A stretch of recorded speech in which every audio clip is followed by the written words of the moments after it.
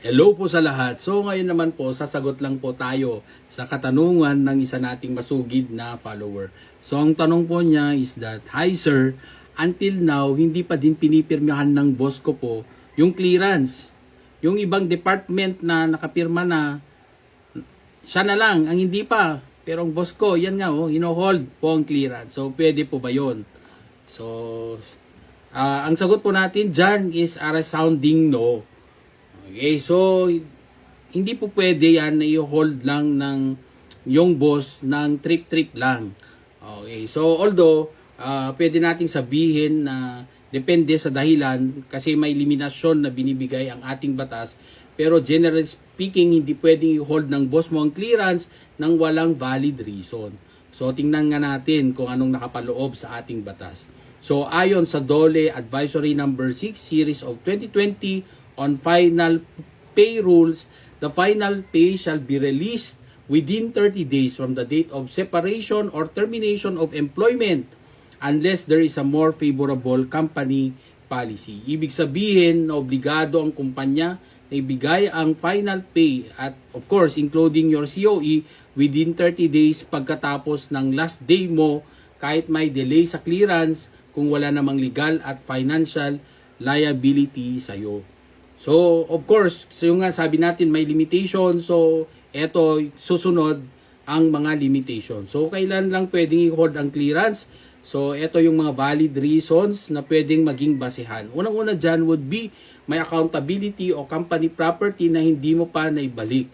Like for example, yung laptop at yung mga documents. So, ma'am, baka naman tinatago nyo po kasi. Hindi, joke lang. May unsettled cash advances, shortages, o pending company liabilities or may ongoing administrative case ka na kailangan mo munang tapusin. So, hindi valid reason. So, yun ang nakikita ko dyan. Presumption ko lang yon na dahil galit ang boss mo sa'yo or dahil gusto ka lang pahirapan or dahil hindi nagustuhan ang maagang pag-alis mo kahit may health or hostile reason ka or dahil ayaw niyang pirmahan o trip lang niya, di ba? So kapag ganito, abuse of discretion na po iyon. So meron kang karapatan bilang empleyado na makatanggap ng tinatawag nating Certificate of Employment within 30 days upon request. Nasa Article 6 ng ating DOLE Department Order 174-17.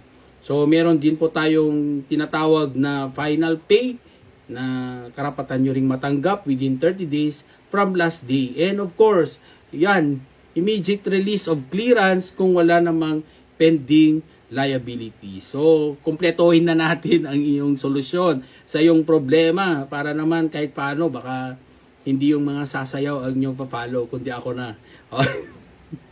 Okay, so ano bang pwedeng gawin mo ngayon? So, meron po tayong dalawang option dyan. So, yung option A, unang-una, you have to exhaust internal remedies doon sa kumpanya. So, pwedeng magpadala ka ng formal follow-up letter sa iyong HR. So, paano mo gagawin yon? So, magpadala ka lang ng written follow-up. Pwede namang email or printed para documented ang inyong pag-follow up. So, meron naman tayong option B.